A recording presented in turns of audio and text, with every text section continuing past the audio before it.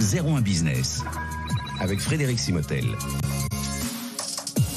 Voilà, et s'il y a bien une accélération digitale que l'on suit en live depuis plusieurs mois, c'est bien celle de tout ce qui touche à la blockchain, aux crypto-monnaies, aux NFT. On va parler de tout ça avec nos invités. Je vous les présente tout de suite. Carl Toussaint Duvas, bonjour. Bonjour Frédéric. Cofondateur de Net Investissement. Donc évidemment, vous investissez dans ces crypto-monnaies. Avec nous également Gabriel Mahoumani, bonjour. Bonjour. Vous êtes fondateur de Panda Dynasty, donc une collection de NFT. Vous nous en reparlerez certainement. Et puis Reda, bonjour. Bonjour. Reda Boutika, donc Chief Analyst chez XTB France. Le thème, alors on a mis avec Damien Hélène, avec qui on prépare cette émission, on mettait comment les crypto-monnaies vont révolutionner le commerce de demain. Déjà, crypto-monnaies, commerce, on peut les... Oui, Carl, ça y est, on peut les allier ou... Le nerf de la guerre pour que le commerce rejoigne les cryptos et que les cryptos rejoignent le commerce, c'est déjà que le commerçant accepte les cryptos et qu'il soit équipé d'un wallet. Ça, c'est le point de départ.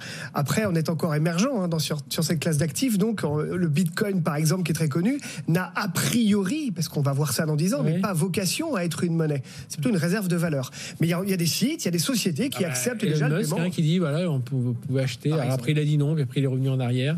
Donc, en fait, c'est une question d'adoption. En fait, pour que la crypto soit adoptée, il faut que le commerçant l'accepte. En fait. Voilà. Ensuite, elle est facilement convertible dans une monnaie fiduciaire classique. Et ça, aujourd'hui, Reda, le fait que les commerçants acceptent, on en voit certains qui se disent, tiens, faut que je me lance. Oui, tout à fait. C'est devenu extrêmement simple d'accepter les crypto-monnaies. Il y a des moyens comme par exemple BTC Pay Server qui nécessitent quand même un peu de connaissances techniques, mais d'autres moyens beaucoup plus simples. On perd en décentralisation, mais c'est très facile à mettre en place. Et je pense que les commerçants n'auront pas de mal à s'adapter aux crypto-monnaies. On l'a vu, ils s'adaptent très très vite avec notamment la pandémie, avec notamment le commerce en ligne, le paiement sans contact.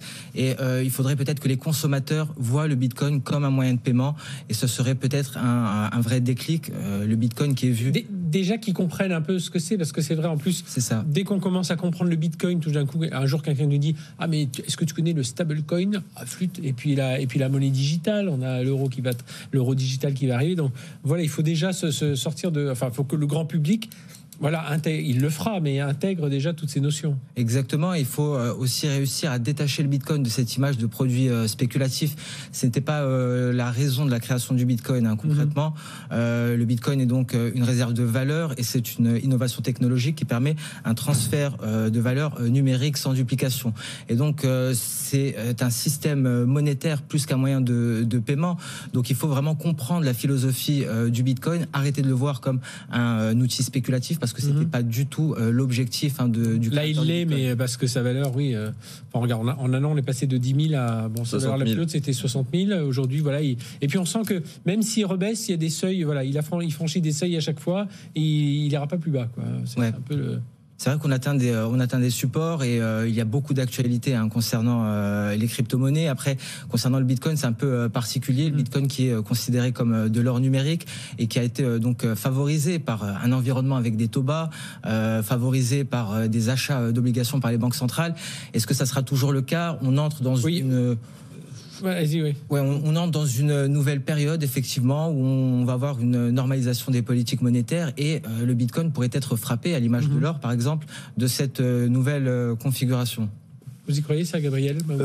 Moi, en tout cas, par rapport à l'utilisation des bitcoins ou de la crypto-monnaie dans le commerce ou le e-commerce, on peut parler d'une initiative assez importante de Coinbase qui a fait une... Ça, c'est la plateforme sur laquelle on peut acheter, justement. Disons qu'on appelle ça un wallet, c'est-à-dire que vous avez la capacité de transformer de la monnaie traditionnelle, qu'on appelle fiat dans le monde de la crypto, en crypto-monnaie. Et donc, Coinbase s'associe avec Shopify, qui est la plus grande plateforme e-commerce mondiale, pour permettre un paiement à l'intérieur même de Shopify en monnaie, en crypto-monnaie. C'était peut-être un peu ce qui manquait aujourd'hui, Carl le disait à l'instant.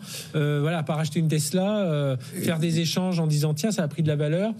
On était on voyait pas trop ce qu'on pouvait faire de ces bitcoins à part jouer, une monnaie de réserve. En fait, c'est ça. Il y a un concept fondamental dans la crypto-monnaie qui n'est pas encore tout à fait élucidé, c'est le concept d'utility, c'est-à-dire d'utilité. À quoi ça sert ? À quoi ça normalement, logiquement, une monnaie pour le grand public avant l'investissement, avant le retour sur investissement et le placement financier, c'est avant tout pour les échanges. Et aujourd'hui, la crypto-monnaie, elle est arrivée avec une solution à l'envers, c'est-à-dire que d'abord on a un produit financier et on a très peu d'échanges. Il y a une crypto qui a qui est parti immédiatement avec cette perspective-là, c'est l'Ethereum. L'Ethereum, c'est une monnaie qui a une volonté de résoudre la problématique d'utilité. Oui. Et c'est pour ça qu'elle est associée de plus en plus à des smart contracts qui permet un échange entre deux propriétaires de crypto-monnaies, et c'est d'où est arrivé le concept de NFT, qui est précisément l'outil qui permet de matérialiser les échanges entre deux propriétaires de crypto. Oui. Le NFT, justement, pour la petite anecdote, hein, pour acheter des NFT, on ne le fait qu'en Ether. 99% des plateformes, on ne le fait pas en euros ou en dollars. Il faut directement être en Ether. C'est un indicateur. Vous parlez des stablecoins. Jérôme Powell envisage de ne pas faire son CBDC, donc son coin centralisé, mais directement d'adopter les USDC, les USDT, les stablecoins déjà en vigueur. Donc, là, en fait, de toute façon, la règle d'or pour l'émancipation... Il y a une valeur qui est décidée et qui ne fluctue pas. Oui, le stablecoin, c'est un pour un. En fait, il réplique la monnaie du dollar en l'occurrence.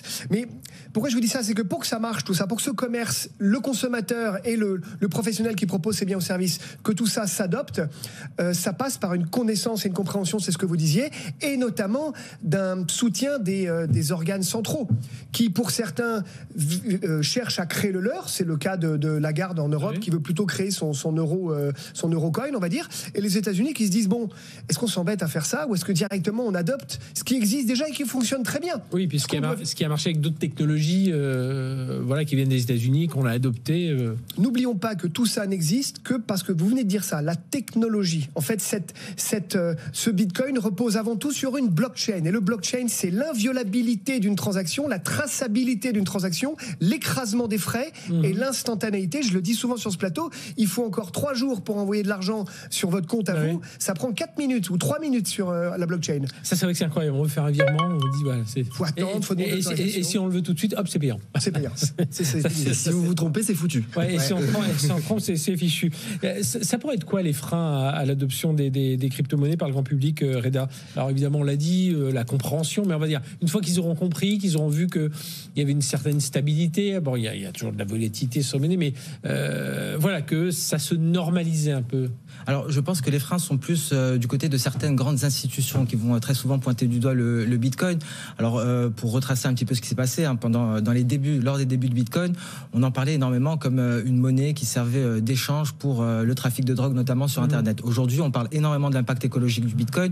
Donc ça, déjà, c'est peut-être un aspect qui pourrait refroidir l'adoption par le grand public. Mais en plus de ça, certaines grandes institutions, comme par exemple le FMI, qui ne cessent de pointer du doigt le Bitcoin, en prenant pour exemple le Salvador, qui a fait du Bitcoin une monnaie légale. 50% de leur monnaie. Voilà. Donc, selon le FMI, ça ne devrait pas arriver parce qu'effectivement, il y a une forte volatilité. En plus de cela, il y a un danger pour les utilisateurs. Mais ce qui est intéressant de noter, c'est que très récemment, le FMI a tout de même pointé des bons côtés à cette adoption du Bitcoin, notamment la possibilité de rendre plus efficaces les transactions et de favoriser l'inclusion financière, c'est-à-dire pour ceux qui sont exclus du système bancaire. Donc, c'est important d'en parler parce qu'effectivement, c'est la première fois que le FMI va parler donc d'un avantage du Bitcoin en prenant pour exemple le Salvador. Et c'est ça, je posais la question à Gabriel et à Karl.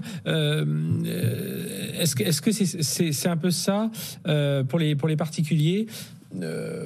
Où ils vont comprendre que est-ce que c'est entre le moyen d'investir et le fait de payer quelque chose, parce que c'est là où on a du mal à saisir vers quel j'ai l'impression que les gens ils n'ont pas bien saisi, ils voient ça comme un outil d'investissement.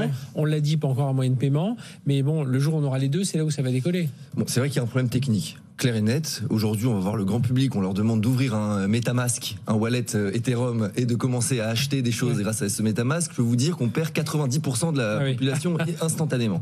C'est très compliqué, c'est ardu, c'est complexe. Techniquement, il faut être vraiment alerte. Il faut savoir intégrer un plugin. Enfin, il y a beaucoup de choses qui font que c'est pas facile. Une fois qu'on a ce MetaMask, on en fait quoi? Et c'est bien ça le problème, c'est à quoi ça va servir. Aujourd'hui, la tendance, je pense, et c'est ma conviction, de l'achat via les crypto-monnaies va se faire à travers ce produit qui est le NFT, qui est la digitalisation de la notion de propriété. C'est-à-dire que grâce à ce NFT, vous pouvez prouver que telle ou telle chose vous appartient. Oui. Ça, c'est quand même révolutionnaire d'un point de vue de la relation qu'on a avec l'achat, puisqu'on peut de toute manière, on peut toujours prouver. C'est certifié. Voilà, on pourra prouver que tel objet nous appartient.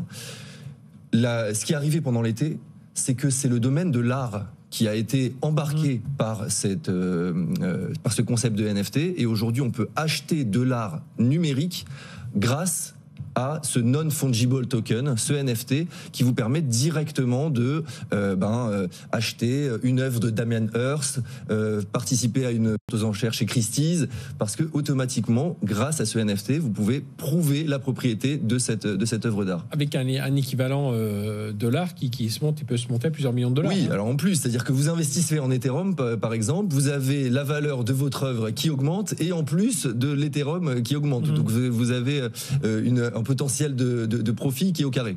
On entend souvent là j'entendais encore Claude Lelouch, le cinéaste, réalisateur, qui lance le Clapcoin, donc pour une monnaie donc virtuelle dédiée au monde du cinéma.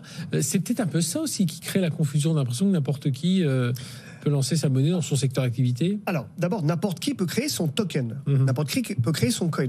Le mot monnaie est un peu galvaudé. D'accord. Parce qu'en fait, si on revient à l'étymologie du mot, c'est un moyen... On parle plutôt d'actifs, mais en tout cas, le mot monnaie, c'est un moyen d'échange. Et en l'occurrence, un moyen d'échange n'est pas que financier. Il peut échanger contre des avantages, des services. Je fais la transposition avec ce que vous disiez sur les NFT. L'univers du gaming est absolument colossal. Ce sont des milliards de dollars et des millions d'utilisateurs connectés dans le monde entier. Là, l'émergence du métaverse va donner du sens à ces crypto-actifs. Et là, vont peut-être devenir des monnaies d'échange. Je vais aller dans mon jeu vidéo, et je vais pouvoir acheter des avantages pour mon personnage en payant en crypto-monnaie à ce moment-là. Oui. J'ai un avantage contre une devise, contre un actif financier. 3,5 milliards, vous le disiez, 3,5 milliards d'habitants sur Terre n'ont pas de banque. Juste la moitié de la planète, accessoirement. Alors nous, en France, on se dit, bon, c'est loin. C'est juste la moitié de la planète. Donc il y a aussi un vrai enjeu. Le nerf de la guerre, de toute façon, c'est que les Français, parce qu'on est sur une émission française, comprennent l'utilité. Oui. Pour l'instant, je ne comprends pas bien l'utilité. En fait, à quoi ça sert? C'est très spéculatif. Donc comment il faudrait faire pour accélérer? Est-ce qu'il faut accorder des prêts en bitcoin? Est-ce qu'il faut... Quand Internet est arrivé en 95, il fallait télécharger avec un petit CD-ROM AOL qu'on mettait dans sa petite... Ça fait la fortune des journaux... C'était compliqué. Ça fait la fortune des journaux papier. C'était compliqué. Il fallait brancher son modem. C'était compliqué. Bon, maintenant, on se pose plus la question. Il a fallu 10 ans, 15 ans. Donc, ce n'est qu'une question de temps. Vous avez dans l'acceptation d'une révolution 3 grandes familles, les pionniers, les early adopters, dont je pense qu'on fait partie. Et puis après, vous avez tout le reste qui va petit à petit s'émanciper. Le téléphone fixe, quand on est passé au téléphone portable, ça s'est pas fait en un claquement de doigts. La couverture du réseau des satellites a mis 15 ans à arriver. Et Rida, est-ce qu'on attend une réglementation aussi plus forte dans le domaine? Alors je ne vais pas prendre l'exemple de la Chine, qui est assez particulière en termes de dirigisme, mais on sent quand même des autorités réglementaires qui vont un peu à tâtons. Oui, c'est vrai, mais ce qui est intéressant de noter, c'est que certains exchanges sont en train de changer de position par rapport à cela. Certains montrent une nouvelle position pro-régulation, et c'est une très bonne chose. Qui a mis 100 millions d'euros en France pour ça. Oui. Exactement, pour promouvoir donc le développement de l'écosystème blockchain et des crypto-monnaies en France et en Europe. Donc ça, c'est très intéressant. On a une réelle volonté de certains exchanges de s'aligner. Vous parlez de Binance, ça pourrait remplacer justement un jour l'autorité des marchés financiers? Binance? Ouais. Non. Binance est une plateforme d'échange. Ça serait une banque demain. Ça serait une banque. Et je pense concrètement que concernant les banques, le réel concurrent, c'est peut-être ce qui est finance décentralisée. Donc là, effectivement, on a une réelle concurrence, c'est basé sur la blockchain, et on n'a plus besoin d'intermédiaires, que ce soit pour accorder des prêts ou bien pour contracter des emprunts, par exemple. Alors la finance décentralisée, et ça concerne directement Ethereum, parce que c'est basé sur les smart contracts, ça pourrait être effectivement un concurrent pour le secteur bancaire. Mais concernant les exchanges, c'est simplement une très bonne chose pour donner confiance aux investisseurs français, parce qu'on est plus en sécurité lorsqu'on a l'AMF qui veille sur les différents acteurs du marché. Donc je pense que c'est un très grand pas pour changer déjà la vision qu'ont les investisseurs de la crypto-monnaie, et pour voir par la suite d'autres exchanges s'implanter éventuellement en France. Gabriel ces crypto-monnaies. Est-ce qu'on doit s'attendre à... alors, il y en a plusieurs qui vont arriver, mais je revenais voilà, j'avais perdu le fil de ma question, mais je revenais sur l'histoire des non-tokens fongibles. Est-ce que c'est ça qui va faire décoller un peu tout ça, selon vous? Parce que là, on a l'impression qu'on réussit à mieux comprendre la valeur. Voilà, c'est ça. Ça fait atterrir la crypto dans le monde réel ou dans le monde des transactions. Et pour remonter tout à l'heure ce que vous disiez par rapport à Claude Lelouch, c'est ça qui en parle dans le cinéma. C'est vrai que aujourd'hui, le monde de la crypto a besoin de marques de crédibilité. Donc c'est intéressant quand une institution comme Visa va acheter des CryptoPunks. C'est une collection d'NFT extrêmement connue. Quand des artistes s'y intéressent, comme Booba, par exemple, va vendre des clips directement en NFT. Quand on voit la start-up française Sorare. Sorare, par exemple. Il y a aussi un artiste japonais qui s'appelle Hiroando, qui est en train de lancer sa collection, qui s'appelle Samurai Cat. Là, vraiment, il est en train de reproduire sa collection du monde réel, qui a été achetée par des artistes, par des grands collectionneurs. Il est en train de la reproduire dans le monde de la crypto-monnaie. Donc tout ça donne de la crédibilité, de la légitimité à ce monde et qui petit à petit va percer, va se faire écouter du grand public. Et ça, c'est important. Et c'était Karl qui parlait tout à l'heure du métaverse. Oui. Là, oui, ça va être une étape aussi supplémentaire. Oui. Alors bon, aujourd'hui, ceux qui adoptent le métaverse, ce sont des joueurs du type Second Life, des mondes virtuels. C'est pas encore très très grand public. Il y a de plus en plus de personnes qui jouent. Il y a de l'argent dépensé, bien sûr, déjà. Bien sûr. Mais disons que ça permet encore une fois de créer un vrai monde dans lequel on peut échanger de la crypto et des NFT, et donc utilité, et donc une compréhension très immédiate de la part des utilisateurs. Ce que dit Gabriel là, sur les NFT, alors évidemment à la base c'est l'art. Et c'est la preuve d'authenticité d'un art numérique dont on a la preuve de la propriété. Mais pour revenir sur le métaverse, il y a des rappeurs comme Travis Scott qui, dans un jeu qui est très connu qui s'appelle Fortnite, ils ont réuni 45 millions de personnes. Oui. Bon, ça commence à être sérieux. Des petites marques comme Nike, BMW, Dolce & Gabbana créent des gammes de produits exclusifs dans le métaverse. Le métaverse, c'est un jeu vidéo, on n'est plus ni moins, vraiment. Et donc, on ne peut l'acheter que sous forme de NFT. Donc, ça veut dire que je reviens à mon petit avatar, parce qu'il faut bien comprendre que aujourd'hui, on a une vie physique et une vie réseau social. Demain, on aura son réseau social en avatar. Bon. Eh bien, je vais pouvoir personnaliser mon personnage avec des pièces uniques, une paire de baskets, acheter tout un tas de services et de produits de mes grandes marques préférées dans le monde réel, transposés dans le monde virtuel. Et qui auront une valeur derrière. Enfin, non, mais bien sûr, qu'ils auront une valeur. C'est ce que disait Gabriel. La valeur, elle sera intrinsèque à l'évolution du cours de la crypto avec laquelle je l'ai acheté et de l'offre et de la demande du produit. Si j'ai un produit unique, ce qui est déjà le cas aujourd'hui, vous avez une paire de chaussures qui est signée par un Michael Jordan ou un rappeur très connu, sa cote monte très fort parce qu'il y a une appétence pour ce type de produit. Ce sera la même chose de manière digitalisée et j'apporterai la preuve de l'authenticité contre les faux dont les marques de luxe et les montres, etc. souffrent beaucoup. Eh bien, j'aurai la preuve de l'authenticité de mon produit et il suivra le produit avec l'avis de son nouveau propriétaire. Eh bien, merci d'être venu nous parler de tout ça, tous les trois. Karl Toussaint Duvas, donc cofondateur de Net Investment, Reda Boutika, Chief Analyst chez XTB France, et Gabriel Mamoumani, fondateur de Panda Dynasty. Merci. Donc dans les NFT. Merci messieurs d'être venus en quelques minutes, nous essayer d'étayer sur le marché. Grande joie. Et on aura l'occasion d'en reparler parce qu'il y a encore beaucoup de choses à raconter.